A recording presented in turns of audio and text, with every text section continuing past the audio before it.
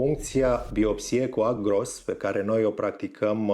în Centrul Medical Dr. D, este o metodă de biopsie sau biopsie incizională în care folosim acele în scopul de a preleva mici fragmente sub control ecografic și a le trimite către histopatolog și care va pune diagnosticul de certitudine într-o boală cu suspiciune de malignitate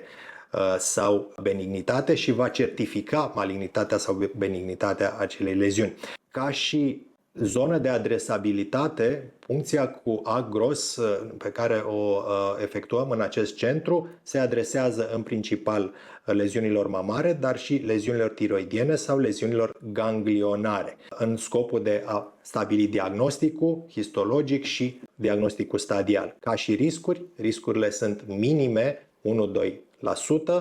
când pacientul poate să dezvolte hematome sau echimoze, iar ca și metodă de practicare se face sub anestezie locală cu xilină infiltrată în zona respectivă.